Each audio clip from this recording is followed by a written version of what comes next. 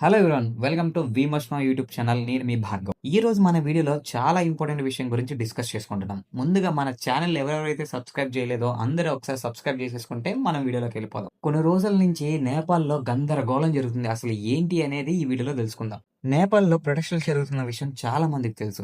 ఈ ప్రొటెస్టులన్నీ సెప్టెంబర్ 4న నేపాల్‌లో స్టార్ట్ అయింది. ఎందుకు అంటే గవర్నమెంట్ తీసుకున్న ఒకే ఒక తొందరపాటు డెసిషన్ వల్ల ఆ గవర్నమెంట్‌కే చాలా పెద్ద లాస్ వచ్చి పడింది. ఎందుకు అంటే నేపాల్ గవర్నమెంట్ ఒకేసారి 26 సోషల్ మీడియా ప్లాట్‌ఫార్మ్స్ మీద బ్యాన్ విధించింది.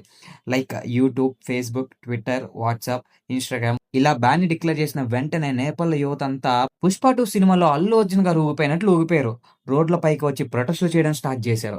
ఆ ప్రొటెస్టులు ఎంతలా పెరిగాయంటే ఈ జెన్‌జీ యూత్ అంతా కలిసి గవర్నమెంట్ బిల్డింగ్స్ మీద అటాక్ చేయడం, పోలీసుల మీద దాడి చేయడం, కనిపించిన కార్లని, బైక్‌లని బద్దలు కొట్టడం. అసలు ఈ జెన్‌జీ బ్యాచ్ ఎందుకు ఇంతలా ప్రొటెస్ట్ చేస్తున్నారు? ప్రశాంతతకి పేరు పెట్టిన నేపాల్‌లో ఇంత వైలెన్స్ ఎందుకు? అది తెలుసుకోవాలంటే మనం కొంచెం ముందుకు వెళ్ళాలి. ఎప్పటినుంచో నేపాల్‌లో వాళ్ళ ప్రజలకి సరైన డెవలప్‌మెంట్ లేదు.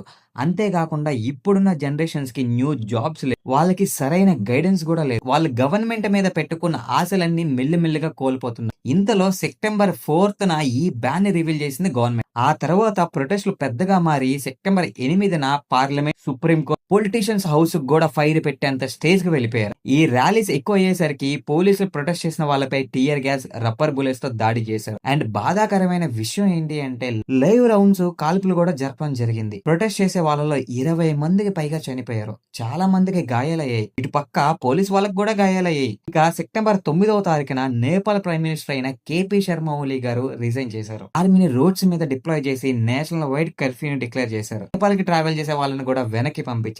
గొడవ కామ్ అయ్యేంత వరకు నేపాల్లో నాట్ అలౌడ్ అని వాళ్ళ గవర్నమెంట్ కరాఖండిగా డిక్లేర్ చేసి చెప్పేసింది. సరే, ఇప్పుడు పరిస్థితులు చక్కబడాలి అంటే ఏం చేయాలి అంటే గవర్నమెంట్ కొన్ని ప్రికాషన్స్ తీసుకోవాలి. అవి ఏంటి అంటే కొన్ని పాపులర్ సోషల్ మీడియా ప్లాట్‌ఫార్మ్స్ అయినా రిలీజ్ చేయాలి. మిగతావి మెల్లిమెల్లిగా బ్యాన్ చేస్తే బాగుండు. యాంటీ కరప్షన్ బాడీస్ ని బలపరచాలి. మెయిన్ గా ఈ జెన్‌జీ యూత్ ఎందుకు ఇంత ఫ్రస్ట్రేషన్ అవుతున్నారంటే పనేం లేక. సో వాళ్ళకి ఫస్ట్ జాబ్స్ ని ప్రొవైడ్ చేయాలి. ఎంప్లాయ్మెంట్ ని జనరేట్ చేయాలి. స్టార్ట్‌అప్స్ కి సపోర్ట్ ఇవ్వాలి. ఇమ్మీడియేట్ గా ప్రోగ్రామ్ స్టార్ట్ చేయాలి. ఇవన్నీ గనక జరిగితే యూత్ కి పని ఉంటే రెస్పాన్సిబుల్ గా ఫీల్ అవుతారు కాబట్టి ఈ గొడవలు చక్కబడే అవకాశం ఉందని చెప్పి నేను ఫీల్ అవుతున్నాను. మీ ఒపీనియన్ ఏంటో కూడా కామెంట్ సెక్షన్ లో తెలియజేయండి. Thank you. Signing off Bhargav.